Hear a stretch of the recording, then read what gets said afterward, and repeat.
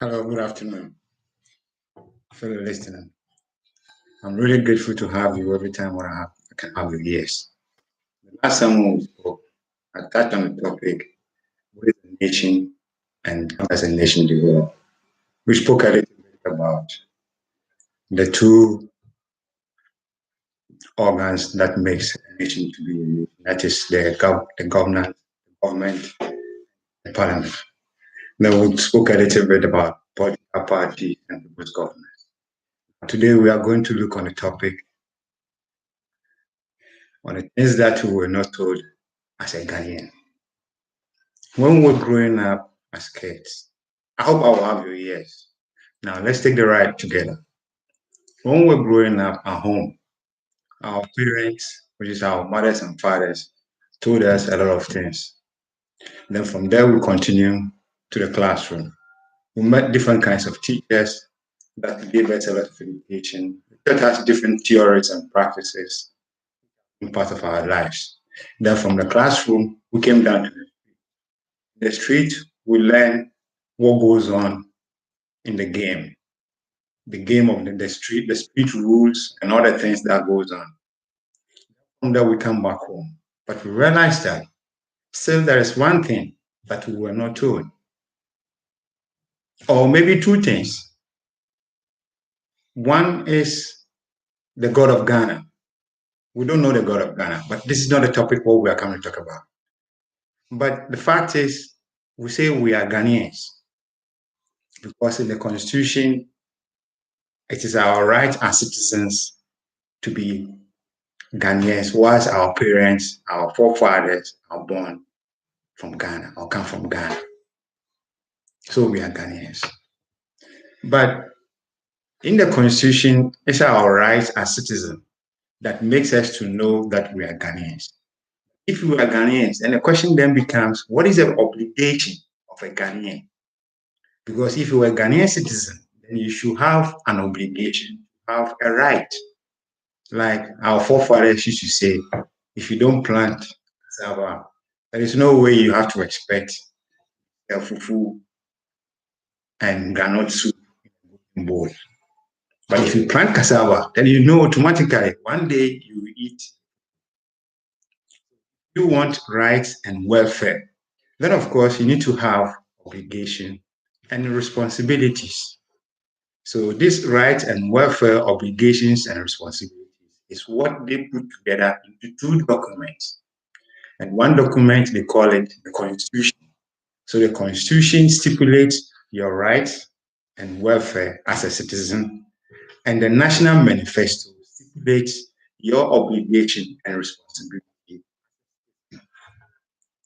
When these two things come on the table, then you have something called checks and balances.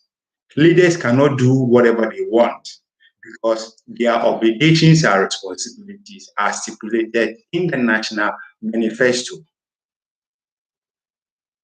Public servants cannot do what they want because their obligations and responsibilities are stipulated in the National Manifesto. And everybody is aware of this National Manifesto because we all will know what is written in the manifesto, just as we also know what is written in the Constitution. Now, how does these two documents get written? That is what the question is.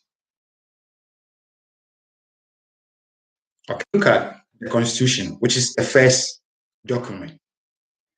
A constitution, when it is being written, not written by a group of people, but rather it is written from the people and by the people.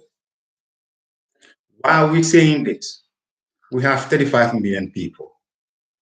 We have to listen to each and every individual voice because you can't say you are taking a collective voice, present it to the whole voice. No, each individual voice will have to be listened to. How do we go about it? The person is in Tamale, somebody is in Cape Coast, somebody is in Atimoda, somebody is Kufoldia, somebody Walawale, different places. So how do we get all the voices from all these places together? That is why in Ghana we have something called a grassroots. With our grassroots democracy, it starts from the home, family. Every home, every house, there's a mother, there's a father, there are kids. The father represents home. Each home have a representative, which is the father. Now, from these homes, it comes down into an assembly. They all meet, the heads of this family meet at the assembly. And at the assembly, they choose a representative. So then, because we are growing, the population is big, and we need to cover every part. So we have to divide it into sectors. That's why we have the grassroots democracy. Now, from the assembly, we go down into the constituency level. Then there's district level down to the metropolitan, where we have the cities and the, so it goes down, then it goes out to the national level. But if we are looking at where we collect the people's voice, we don't go too far to the district assembly and that area. We don't go there. Where we go is we start from the family. So the head of the family will sit down with his family. They will write down what they expect from the nation. When they talk about what they expect from the nation, then the nation will look upon it and give them what they have to do in order to get what they want from the nation.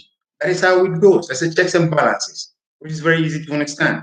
Okay, if we move from the home, the parents gather the information what they want and they take it up to the assembly. At the assembly, that parent, that the head of the family is bringing, that father is bringing, that father is bringing, that father. So all the fathers, they bring it together and they sit together and they discuss whatever they have brought. So at the end of their discussion, what they will take out of it as the decision from that group, what will be presented to the constituency level. So if you go to the constituency level, that means this assembly, that assemblyman, that assemblyman, that assemblyman, collectively they all come together under the umbrella of the constituency. Because from the constituency, then it goes direct to the parliament, which is grassroots democracy. So all the things that we will collect from the family down to the assembly to the constituency level, then will be then sent down to the parliament. So if it goes down to the parliament, parliament will then gather from all the various constituencies, which is about 275 constituencies in Ghana, as I'm sure of it. Okay. They collect all the 275 constituencies, all the things that the people are demanding, what they are, all the people's expectations, which has been written down. That will be then sit down and the parliament. That is exactly what they are going to vote for. No, the decision they come up with, it has to come do my head this and this. That is not right. It's my right to do this. So the argument will be then put up. The father will look at it, make up his own opinion, and then whatever he noticed as needs to be rectified, he bring it down to assembly level. The other parents will also bring this. So at the end of the day, if there is anything to be discussed, what they feel like need to be rectified, they will decide upon it. Then they will send a proposal, send it down to the constituency level. So at the constituency level, those assembly members are also coming together. So they bring all together, and whoever is the member of parliament, he organizes it, then takes whatever decision that they will take down to the parliament. So in the parliament, this constituency is coming, that constituency is coming, that constituency is coming. Then they all bring it together into the same pot, look into it, then see what the people were saying, what they presented, and what the people and the reaction of the people. So if they compare the whole two and see that okay, there are some differences that we need to adjust it, they make adjustment and do whatever it is. Then it comes again back to the people, them to look into it to see if what has been done is exactly what they are expecting. So the time the people will agree, Parliament will have to hold on to it. So all this discussion goes on to it. When the people were satisfied and they said, okay, Parliament can go ahead, then Parliament can vote on that particular document as a constitution plan.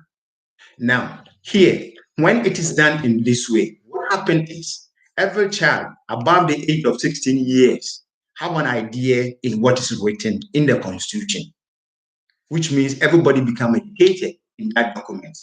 But in our case at the moment in Ghana, I can't remember the time I was young when the constitution was introduced. I was going to vote. I didn't know what I was going to vote. All I know was, hey, if we vote for the constitution, the military governors will go away and everything will be okay. We'll have a civilian governance, which will make things to be very easy for us. I said, okay, why don't you go? We just go. So we voted without asking questions. We never debated on that constitution. We never said anything because at that time we were hungry. At that time, we had a drought and there was bushfire. The drought brought bushfires. The bushfires make all our food crops got burnt. So once there are no food, we have a problem. The World Bank says, hey, if you guys don't move from the military governance to the civilian governance, we can't give you any assistance because we don't finance no military governance. What do we have to do? Now, Rawlings will have to make a decision. Not too long once this decision will have to make. Nigeria brought about 6 ships full with Ghanaians from Agege down to Takrady port. So you can just imagine the situation you find yourself when you need assistance. So we have to go in, turn the governance from the military governance to the civilian governance.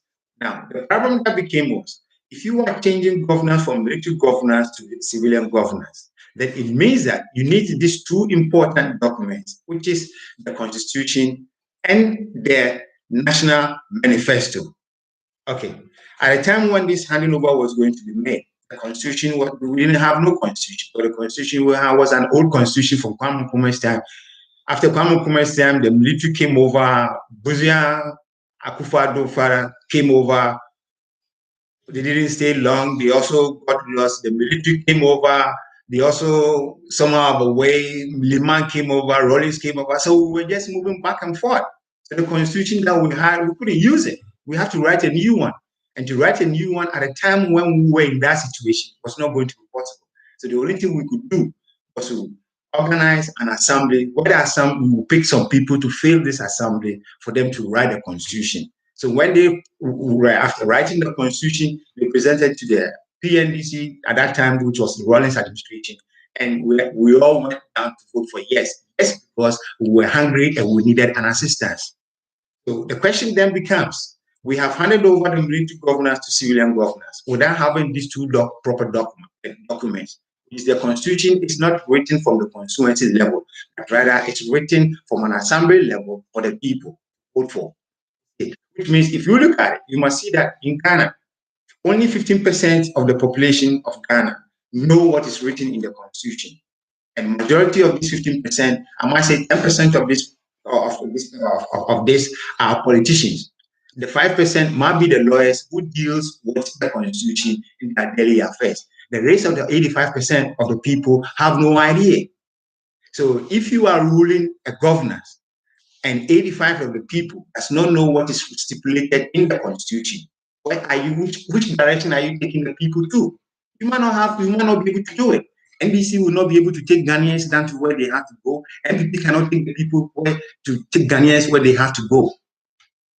If Ghana will be able to stand on its feet, then it means that these 2 documents need to be discussed. Ghana need a constitution and Ghana need a national manifesto. Now, to write the national manifesto, because you have a constitution, you can get the national manifesto out of the constitution. In the sense that if I put my demands there, for you to give me that demand, you also have to give me some kind of obligation. Because without an obligation, there is no way I can get any demand. Ghanaians, we know our rights, but we don't know our obligation. Suppose we know our obligation, everybody will play a part. But because we don't know, that is why we are standing there. But do we have to stay in that position? Anyway, fellow listeners, I would not like to take most of your time, but I will come again and we'll talk. We'll continue. Have a nice day, and we'll see you again. Thank you.